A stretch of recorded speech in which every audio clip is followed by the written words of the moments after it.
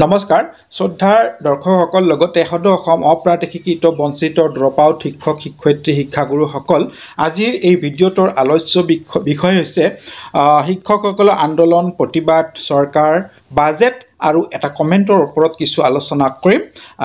চাই থাকিব আশা ৰাখিছোঁ শেষলৈকে কিছু সংখ্যক শিক্ষকে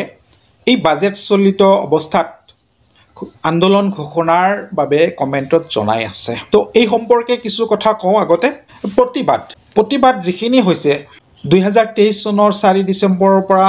22 ডিচেম্বৰলৈকে যি অনশন কাৰ্য হৈছে অনশন ধৰ্মঘট হৈছিলে তাৰ পিছতে 8 জানুৱাৰী 2024 দিছপুৰ ঘেৰাও কাৰ্যসূচী সমাপন কৰা হৈছিলে এতিয়া আকৌ বাজেট সেশনত যে এটা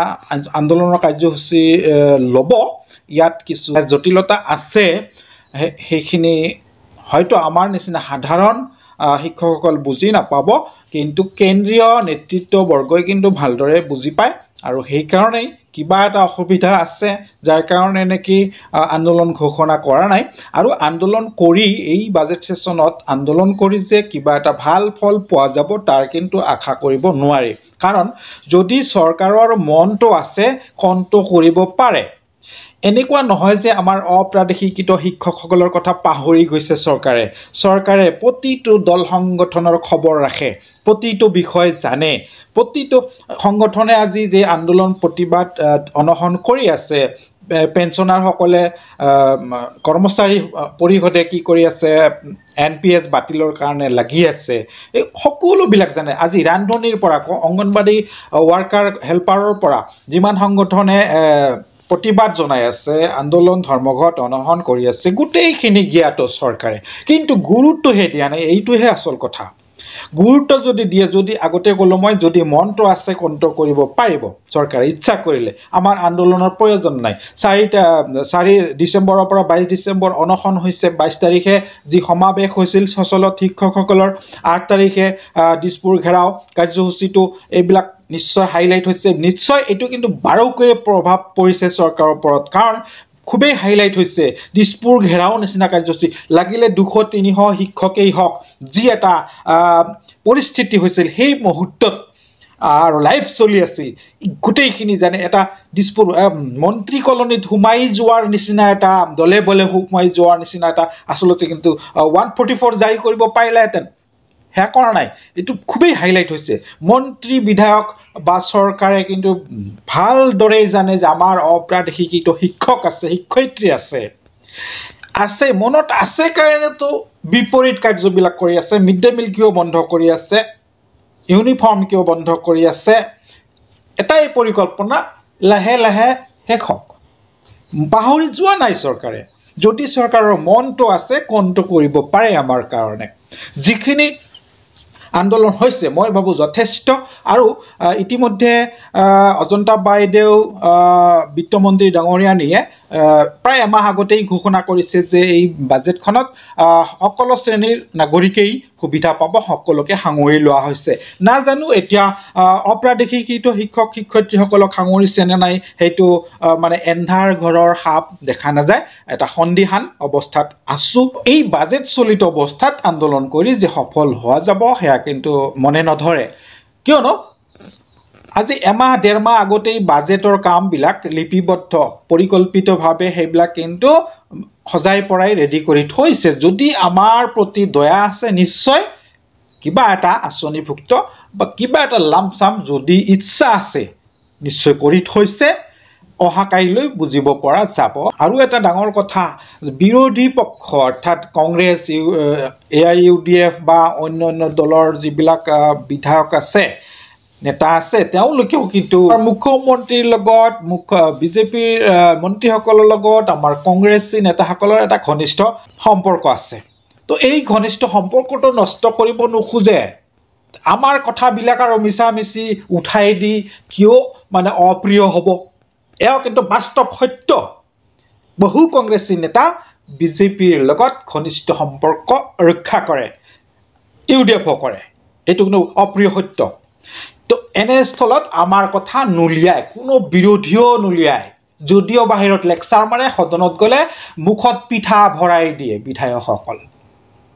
কি বিৰোধী কি শাসক পক্ষৰ গোটেই একেই কাৰণ মুখ্যমন্ত্ৰী তেখেতৰ ওপৰত বিক্ষোভ কৰি তেখেতৰ লগত অপ্ৰিয় ভাজন হ'বলৈ কোনেও ইচ্ছা নকৰে কাৰণ সুবিধাৰ কথা আছে কিছুমান ভৱিষ্যতলৈ আৰু এই সন্ধিক্ষণত যে আমি এই সংস্থাটোৱে অপ্ৰাদেশিকৃত শিক্ষক সংস্থাই যে এটা আন্দোলন ঘোষণা কৰিব আৰু শিক্ষকসকল যে গোট হ'ব মোৰ মনে নধৰে কিছুদিন আগতে এটা এলিমেণ্টাৰী ছেকশ্যনৰ পৰা কিছু সংখ্যক সকলোৱে নহয় এটা জনৰপ উঠাইছিল বিজেপিত যোগদান কাৰ্যসূচী তেনেকৈয়ে এই সংগঠনটোৱে নজনাকৈয়ে কিছু সংখ্যক হালৰি কাটি যোৱা দেখা গ'ল তেওঁলোকে নিজে নিজেই যেনিবা আউট হৈ যোৱাৰ নিচিনা হৈছে এতিয়া সদৌ অসম অপ্ৰাদেশিকৃত শিক্ষক সংস্থা এই সংস্থাটোৱে কিন্তু ড্ৰপ আউট যিবিলাক প্ৰাদেশিকৰণৰ পৰা বঞ্চিত হৈছে বাদ পৰা যিকোনো LPৰ পৰা মহাবিদ্যালয়লৈকে সকলো সাঙৰা আছে ইয়াতে একেলগে এটা সন্থা সদৌ অসম অপ্ৰাদেশিকৃত তো এই যে ভাগে ভাগে যায় লিডাৰি কৰিব খোজে প্ৰতিটো গোটৰ নিজে দায়িত্ব ল'ব লিডাৰশ্বিপ কৰিব এই ধান্দাটো স্বাৰ্থপৰতাৰ কাৰণে এনেকুৱা অৱস্থা হৈছে আজি আমাৰ এটা আন্দোলন ঘোষণা কৰিলে মানুহ গোট নহয় সো আমাৰ শিক্ষকসকল বহুত স্বাৰ্থপৰ কাৰণে আজি এই দলবিলাক দুৰ্বল এই সন্ধিক্ষণত কিন্তু এটা আন্দোলন কেন্দ্ৰীয় কমিটিয়ে ঘোষণা কৰিব নোৱাৰে কেন্দ্ৰীয় কমিটিয়ে লজ্জিত হ'ব নোখোজে মই সঁচা কথা অপ্ৰিয় সঁচা কথা ক'লোঁ তাৰমানে আমাৰ 200 শিক্ষক জমা নহ'ব কি আন্দোলন কৰিব আমাৰ শিক্ষকসকল কেৱল ঘৰৰ পৰা খবৰ ল'ব বিচাৰে কি হ'ল হৰমোহন বৰা ছাৰ কি হ'ল চুপচাপ আছে যদিও চুপচাপ কিন্তু তথাপিও অফিচিয়েলি কমিশনাৰ বা মন্ত্ৰী বিধায়ক এইবিলাকৰ লগত কিন্তু কথা বতৰা তেখেতসকলৰ হৈ আছে কেৱল এটা আন্দোলনমুখী কাৰ্যসূচী লৈয়ে যে সফল হোৱা যাব সেয়াও নহয় শ্ৰদ্ধাৰ শিক্ষাগুৰুসকল তো আমি যদি আন্দোলন কৰিবলগীয়া হয় এটা সুপৰিকল্পিতভাৱে মই যোৱাটো ভিডিঅ'টো কৈছোঁ আমি সুসংগঠিত হ'ব লাগিব তাৰপিছতহে আমি আন্দোলনত জঁপিয়াই পৰিব লাগিব we should be in one unit otherwise we cannot complete this task কিন্তু কাইলৈ দেখা যাব কি হয় যদি চৰকাৰে ভাবিছে সদিচ্ছা যদি আছে তেনেহলে অহাকালি কিবা এটা বুজা যাব আৰু যদি নাই তেনেহলে নাই বুজা গৈ আছে এইটো যে মুখ্যমন্ত্ৰী মহোদয় MP ইলেকশ্যনৰ আগত একো নকৰিব বুলিয়ে ধাৰণা এছেম্বলি ইলেকশ্যনৰ আগত কিবা শ্ৰদ্ধাৰ এগৰাকী শিক্ষক অচিন্ত শৰ্মা ডাঙৰীয়া ছাৰ মোৰ ভিডিঅ' চাই আৰু তেখেত কমেণ্ট দি থাকে তেখেতে এটা ভাল কমেণ্ট দিছে যে কোনো আশা নাই হয়তো এছেম্বলি ইলেকশ্যনৰ আগত 25ৰ লাষ্টৰ ফালে কিবা লামচাম 10-12 হাজাৰ টকীয়া এপইণ্টমেণ্ট দিব টিউটৰ হিচাপে কিবা এটা দিব পাৰে আৰু বহুখিনি শিক্ষক ৰিটায়াৰমেণ্ট হৈ যাব মই ৰিকুৱেষ্ট কৰিছোঁ ছাৰসকল আপোনালোকে ক্ষুণ্ণ নহ'ব কোনেও ক্ষুণ্ণ নহ'ব আন্দোলনৰ বাবে মেন পাৱাৰ লাগিব ছাৰসকল যদি আমি এনেই কৈ থাকোঁ 20,000 শিক্ষক আছে আন্দোলন দিলে আমাৰ 500 মানুহ গোট নহয় তো চৰকাৰে আমাক এনেই পাত্তা নিদিয়ে কথাবিলাক ভাবিবৰ হ'ল আমি একত্ৰিত আমি এটা ইউনিট হ'বৰ হ'ল যি হ'ল একত্ৰিত হৈ আমি আগবাঢ়িব লাগিব সকলোৱে নিজা নিজা স্বাৰ্থখিনি বাদ দিব লাগিব ছাৰসকল বাইদেউসকল আজিৰ কাৰণে ভিডিঅ'টো ইমানতে সামৰিছোঁ লগ পাম পৰৱৰ্তী ভিডিঅ'ত ধন্যবাদ জয় আই অসম